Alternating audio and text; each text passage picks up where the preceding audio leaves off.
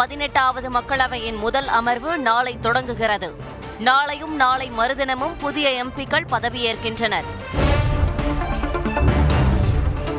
NEET தேர்வு முறைகேடு புகார்கள் தொடர்பாக சிபிஐ வழக்கு பதிவு. மத்திய அரசின் பரிந்துரையை அடுத்து நடவடிக்கை. முதுகலை மருத்துவ படிப்புகளுக்கான நீட் தேர்வு திடீரென ரத்து. தேர்வு எழுத வந்த வெளிமாநில மாணவர்கள் கடும் அவதி. மாணவர்களின் எதிர்காலத்திற்கு பாஜக அரசு மிகப்பெரிய அச்சுறுத்தல். முதுநிலை நீட் தேர்வு ஒத்திவைப்பை சுட்டிக்காட்டி ராகுல் காந்தி முதலமைச்சர் மு க ஸ்டாலின் விமர்சனம்.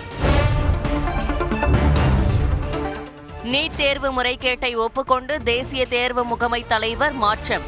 முதுநிலை மாணவர்கள் அலைகழிக்கப்படுவதாகவும் அமைச்சர் மா சுப்பிரமணியன் குற்றச்சாட்டு. நீட் நெட் தேர்வுகளில் முறைகேடு மூலம் மத்திய அரசு தேர்வு முறைகளை தவறாக கையாள்கிறது. இந்திய கம்யூனிஸ்ட் மாநில செயலாளர் முத்தரசன் குற்றச்சாட்டு. விஷ சாராயம் குடித்து கள்ளக்குறிச்சி மருத்துவமனையில் சிகிச்சை பெற்று வந்த 2 பேர் தப்பியோட்டம். சங்கராபுரம் போலீசார் இருவரையும் தேடிப்பிடித்து மீண்டும் மருத்துவமனையில் சேர்த்தனர். விஷசாராயம் குடித்து சிகிச்சை பெறுபவர்களை நேரில் சந்தித்து நலம் விசாரித்தார் மக்கள் நீதி மய்யம் தலைவர் கமல்ஹாசன். குடிக்காதே என்று சொல்ல முடியாது, அளவோடு குடி என்று வேண்டுமானால் சொல்லலாம்.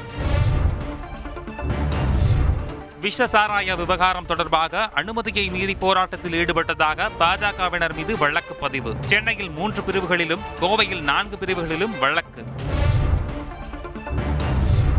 கள்ளச்சாராய விவகாரத்தில் சிபிஐ விசாரணை நடத்த வேண்டும். டிடிவி தினகரன், அண்ணாமலை உள்ளிட்டோர் வலியுறுத்தல். கண்டெய்னரில் 570 கோடி ரூபாய் பிடிபட்ட வழக்கில் சிபிஐ விசாரணை மூலம் தண்டனை பெறப்பட்டதா? திமுக அமைப்பு செயலாளர் RS பாரதி கேள்வி. சிபிசிஐடி வழக்குகள் விரைவாக விசாரிக்கப்பட்டுள்ளதாகவும் விளக்கம். கள்ளக்குறிச்சி விவகாரத்தில் இந்தியா கூட்டணி மௌனம் சாதிப்பது ஏன்? பாஜக தேசிய செய்தி தொடர்பாளர் சம்பித் பத்ரா கேள்வி. விழுப்புரம் மாவட்டம் திருவெண்ணைநல்லூர் அருகே மின்சாரம் தாக்கி உயிரிழந்த 2 சிறுவர்கள். சிறுவர்களின் முகத்தை பார்த்து கண் கலங்கிய அமைச்சர் பொன்முடி.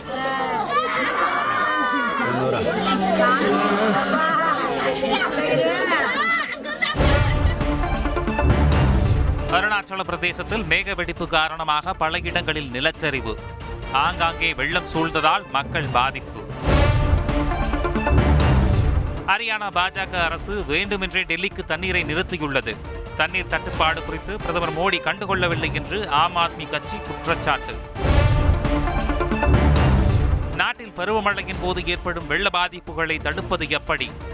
அதிகாரிகளுடன் மத்திய உள்துறை அமைச்சர் அமித்ஷா ஆலோசனை.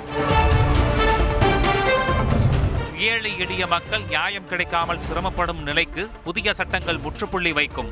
மத்திய இணையமைச்சர் எல் முருகன் பேட்டி. மத்திய நிதியமைச்சர் நிர்மலா சீதாராமன் குறித்து கவிஞர் இனியவன் சர்ச்சைக்குரிய வகையில் பேசிய விவகாரம். தமிழ்நாடு டிஜிபிக்கு தேசிய மகளிர் ஆணையம் நோட்டீஸ்.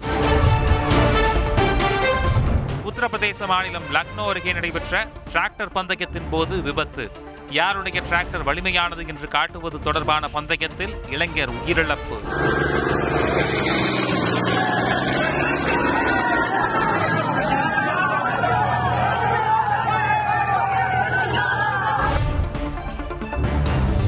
நீலகிரி, கோவை மாவட்ட மலைப்பகுதிகளில் இன்று கன முதல் மிக கனமழைக்கு வாய்ப்பு. தமிழகத்தில் வரும் 27ஆம் தேதி வரை மழை பெய்யும் என்று சென்னை வானிலை ஆய்வு மையம் அறிக்கை. T20 உலகக்கோப்பை கிரிக்கெட் தொடரின் சூப்பர் 8 போட்டியில் இங்கிலாந்து மற்றும் அமெரிக்க அணிகள் மோதல்.